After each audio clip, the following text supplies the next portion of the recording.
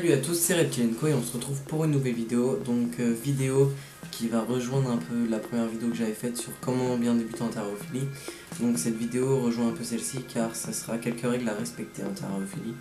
Donc ça s'adresse surtout aux débutants parce que normalement ceux qui ont déjà des reptiles savent à peu près toutes ces règles. Donc j'en ai rassemblé une dizaine. Bon, j'ai pris des notes sur mon cahier. Et donc j'en ai rassemblé une dizaine qui pour moi sont un peu les essentiels. Donc il y en a d'autres évidemment, donc si vous en avez d'autres, rajoutez-les dans les commentaires. N'hésitez pas à les partager. Donc cette vidéo va commencer avec la première règle. Donc ne jamais acheter un reptile sans avoir préparé, aménagé avec les équipements qu'il faut, le terrarium pour l'accueillir. Parce qu'un reptile, il faut vraiment qu'il soit accueilli avec son biotope recréé au mieux possible. Donc être sûr qu'il ne manquera de rien, etc. Donc il est indispensable que le reptile soit accueilli dans des conditions optimales dès son arrivée. Et il est hors de question qu'il soit maintenu dans une cage de fortune ou alors dans un terrarium pour lequel un terrarium qui ne lui convient pas du tout. Donc voilà, donc petit avis à ceux qui seraient tentés de craquer en animalerie devant les reptiles. Donc deuxième règle, donc respecter constamment les besoins spécifiques de chaque espèce. Donc toutes les espèces de reptiles ont des besoins spécifiques bien particuliers. Donc par exemple entre le caméléon et le Pogona viticep, on n'a pas les mêmes besoins. Le caméléon a besoin d'une forte hygrométrie alors que le Pogona pas du tout. Il a besoin d'une faible hygrométrie. Donc chaque reptile a ses besoins, chaque espèce de reptile a ses besoins primordiaux. Donc aussi bien au niveau de l'hygrométrie que l'éclairage, le substrat, la ventilation, le point chaud et le point froid, etc. Donc tout paramètre d'ambiance d'un terrarium doit être parfaitement maîtrisé par l'acheteur de l'espèce. Donc si vous voulez acquérir un Pogona, il faut savoir parfaitement maîtriser les équipements du terrarium, ainsi que les paramètres d'ambiance du terrarium. Ensuite, troisième règle, il faut privilégier l'hygiène par rapport à l'esthétisme. Donc faire passer l'hygiène avant l'esthétisme. Par exemple, donc un exemple type, la fontaine Exoterra. Donc pour les caméléons Callipratus ou toute autre sorte de reptiles avec un biome tropical. Donc ça par exemple c'est un nid à bactéries, cette fontaine c'est un nid à bactéries, donc c'est juste pour une question d'esthétisme. Mais bon, par hygiène, moi je la supprime, je l'enlève. Donc je vous la déconseille vraiment, je vous la déconseille fortement cette fontaine. Bon après vous faites comme vous voulez, mais donc voilà exemple type de privilégier l'hygiène à l'esthétisme, la fontaine Exoterra. Donc il faut réaliser sinon à part ça il faut réaliser des équipements et des aménagements faciles à nettoyer, à désinfecter, etc. Donc par exemple, moi je vous montre le terrarium de mon Pogona viticep. Il n'y a aucun matériel que je ne peux pas déplacer, et il n'y a aucun élément de décoration que je ne peux pas déplacer pour pouvoir le désinfecter correctement. J'ai fait en sorte que je puisse tout déplacer et que ce soit facile à nettoyer. Donc voilà. Et ensuite, pour la quatrième règle,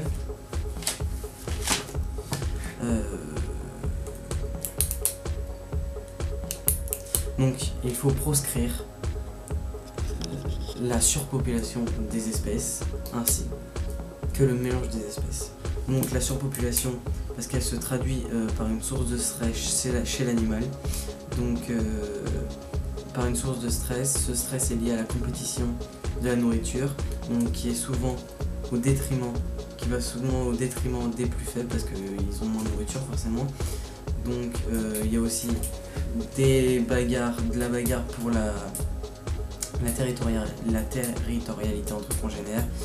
Et donc voilà, il faut surtout pas mettre de la surpopulation pour le bien-être des animaux.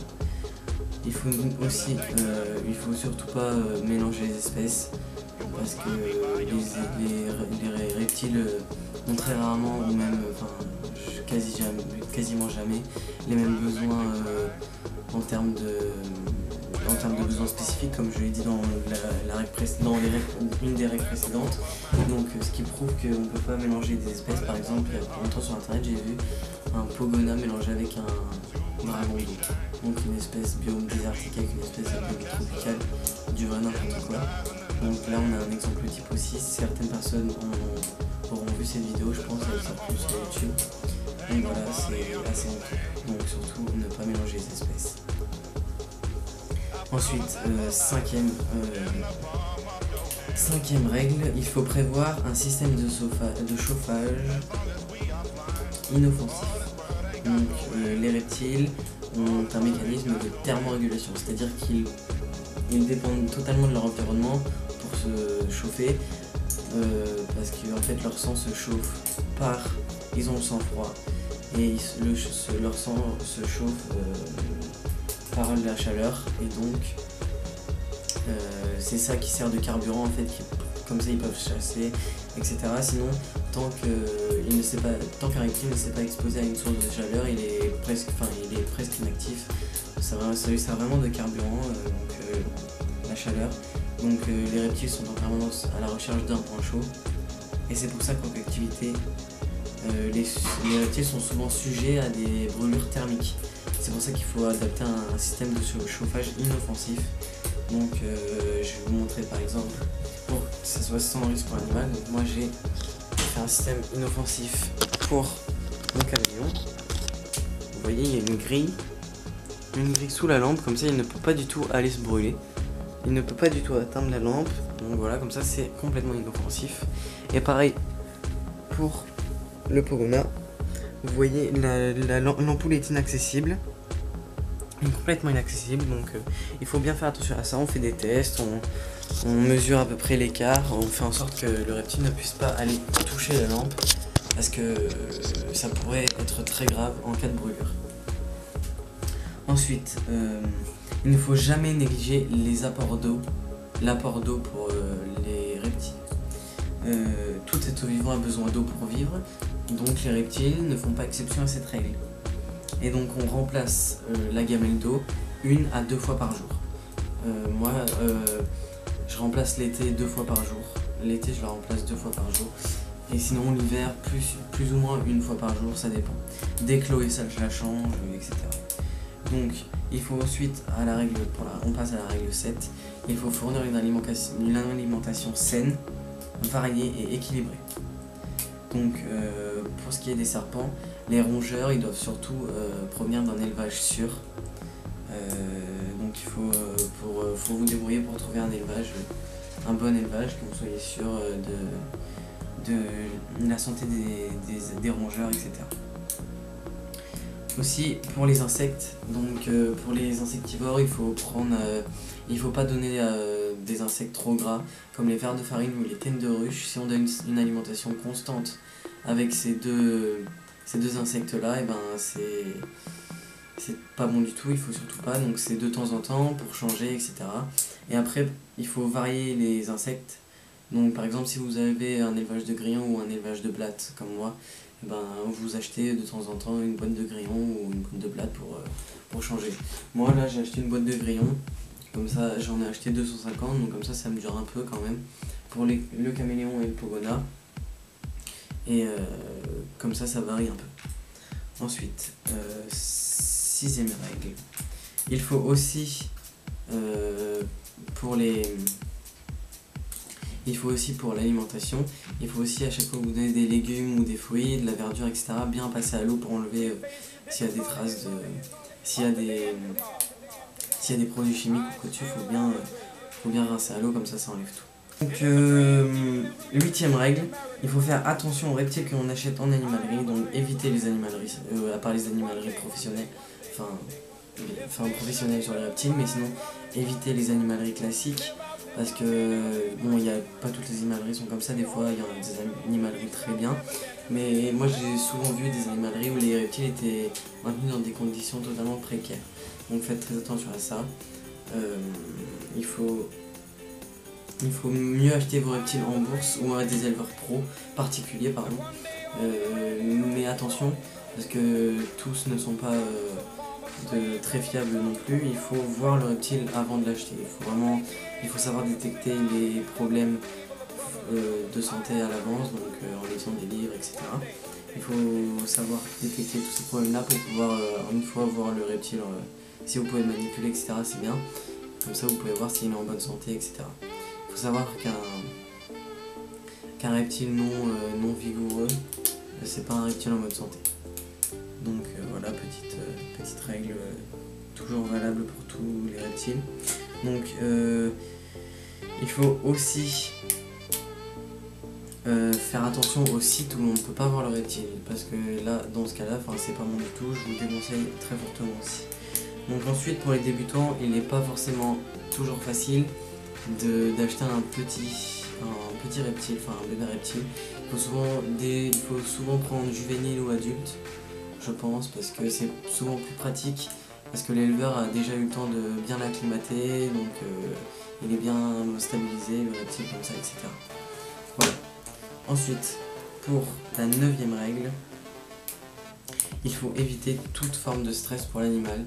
Donc par exemple, je sais pas si vous avez déjà vu les terrariums en table basse. Ça, il faut faire attention, il faut mettre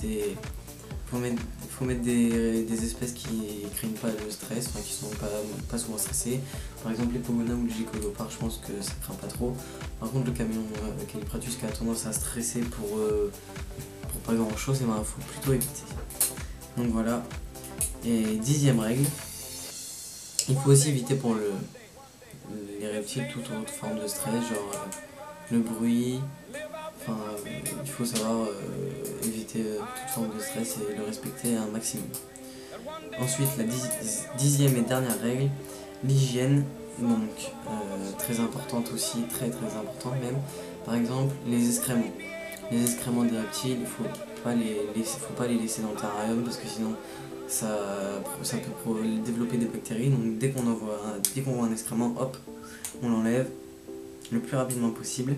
Donc aussi on entretient le substrat, on entretient le terrarium en lavant les vitres, on lave des fois à l'eau le terrarium comme ça vite fait. Mais par contre on entretient le substrat aussi, on ramasse tous les bouts de mue, tout ce qui peut être sujet à développer des bactéries. Et par contre tous les 2 mois on nettoie le terrarium à fond. On prend tous les éléments de décoration, on les lave à l'eau de javel ou au vinaigre blanc. On les rince bien, on nettoie le terrarium à fond et on change le substrat, ça c'est très important aussi. Donc tous les 2 mois à peu près on change le substrat et on fait le terrarium à fond. Sinon pendant les 2 mois où on fait rien, on entretient le terrarium en enlevant tous les petits bouts pour que ça reste un maximum propre. Donc voilà pour la fin de cette vidéo. Donc merci de l'avoir regardé. J'espère qu'elle vous apportera de bons conseils. J'espère que mes conseils vous seront utiles. Donc comme je vous ai dit au début de la vidéo, n'hésitez pas à faire partager vos autres règles que vous pensez indispensables en terrarophilie. Donc on se retrouve pour une prochaine vidéo, donc j'espère dans pas très longtemps, parce que là c'est vrai qu'on a été absent un bon moment avec Théo. Mais c'est que moi je viens juste de m'installer, vous voyez, c'est ma nouvelle pièce d'élevage. Donc voilà, merci d'avoir regardé cette vidéo et n'oubliez pas de vous abonner et de liker la page Facebook. Allez, ciao!